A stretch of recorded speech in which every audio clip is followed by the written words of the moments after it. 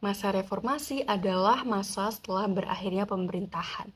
Maksudnya apa sih? Berarti nggak akan ada masa lagi tuh di Indonesia setelah reformasi. Penasaran kan? Kita akan bahas lengkapnya di video kali.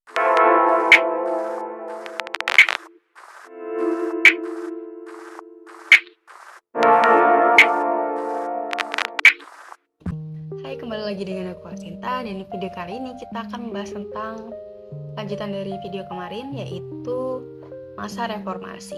Di awal kita udah bahas tentang kemerdekaan, demokrasi parlementer, terpimpin, orde baru, dan sekarang kita bahas yang terakhir yaitu masa reformasi. Jadi masa reformasi itu dimulai pada tanggal 21 Mei tahun 1998 sampai sekarang. Saat itu adalah Presiden Soeharto turun jabatan karena mengundurkan diri dan digantikan oleh wakil presidennya yaitu B.J. Habibie. Adanya reformasi ini adalah sebuah gerakan di mana kehidupan masyarakat ini bergerak menuju arah yang lebih baik lagi. Di sini juga ada beberapa perkembangan politik. Yang pertama adalah adanya sidang istimewa MPR tahun 98, di mana MPR mengadakan sidang istimewa untuk menetapkan langkah. Pertama adalah sidang istimewa MPR tahun 98. Di MPR itu mengadakan sidang istimewa di mana mereka menetapkan langkah apa aja sih yang akan dilakukan depannya untuk mengatur Indonesia ini. Yang kedua, otonomi daerahnya sudah mulai jelas untuk mengatur hak dan kewajiban dari segala daerah, ada peraturan perundang-undangan, dan segala urusan tuh udah ditetapkan dengan baik. Yang ketiga adalah pencabutan pembatasan partai politik. Jadi udah nggak ada lagi pembatasan-pembatasan, semua orang bebas berpolitik, tidak harus dari turunan orang yang berpolitik, tapi semua orang mendapatkan hak tersebut. Dan saat ini juga ada perkembangan ekonomi yang cukup signifikan. Salah satunya adalah kita sudah menjalin kerjasama dengan International Monetary Fund atau IMF. Organisasi tersebut bergerak untuk membantu proses pemulihan ekonomi dari Indonesia. Yang kedua juga menerapkan independensi agar Indonesia itu fokus untuk mengurusi perekonomian kita. Jadi ada sendiri badan-badan yang mengurusi perekonomian kita. Dan itu adalah salah satu kebijakan-kebijakan yang ada pada masa B.J. Habibie. Kemudian setelah masa B.J. Habibie ada masa Presiden Abdurrahman Wahid, ada juga Megawati Soekarno, Susilo Bambang Yudhoyono, dan yang terakhir adalah Bapak Jokowi.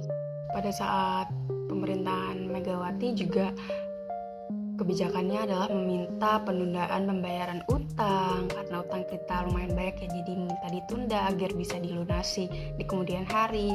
Lalu juga mengalokasikan pembayaran untuk utang luar negeri. Terus pada zaman SBY juga ada mengurangi subsidi bahan bakar minyak. Terus pemberian bantuan langsung kepada BLT, dan pada saat Jokowi ini ada juga kebijakan-kebijakan ekonomi after pandemi kemarin ya, banyak juga dampak-dampaknya untuk perekonomian Indonesia, dan Bapak Jokowi juga memiliki kebijakan-kebijakan untuk mengatasi hal tersebut. Dapat disimpulkan bahwa kehidupan pada saat reformasi ini lebih bebas ya untuk menyuarakan aspirasi masing-masing. Dukung juga dengan reformasi komunikasi di mana kita bisa menyampaikan segala aspirasi lewat platform apapun. Mungkin pada zaman terpimpin dulu kita nggak bisa bebas untuk menyuarakan aspirasi, tapi pada saat ini kita bisa bebas untuk menyuarakan apa aja opini kita melalui beberapa media sosial misalnya. Dan itu pendidikan juga mulai berjalan dengan baik ya, sekarang udah banyak juga orang-orang yang melek pendidikan, lalu kurikulum selalu diperbarui untuk memberikan pendidikan yang terbaik. Lalu juga banyak juga beasiswa, student exchange, segala macam untuk mendukung pendidikan di Indonesia.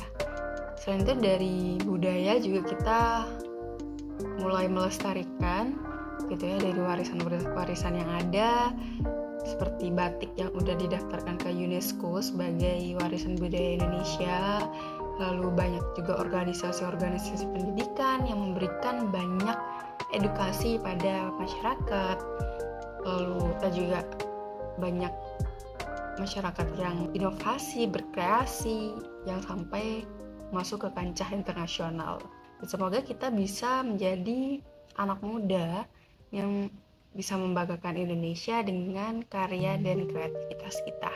Dan untuk siapapun pemimpin di tahun berikutnya, semoga bisa memberikan kebijakan-kebijakan yang lebih spektakuler gitu ya, untuk menjadikan Indonesia ini lebih maju dari sebelumnya. Jangan lupa untuk kalian tetap semangat untuk belajar, dan kalau ada yang perlu ditanyakan bisa tanya di kolom komentar di bawah, dan jangan lupa untuk mengecekkan soal-soal yang ada di link description box. Oke, itu aja untuk pembahasan kali ini. Semoga bermanfaat, tetap semangat, dan sampai jumpa di video-video selanjutnya.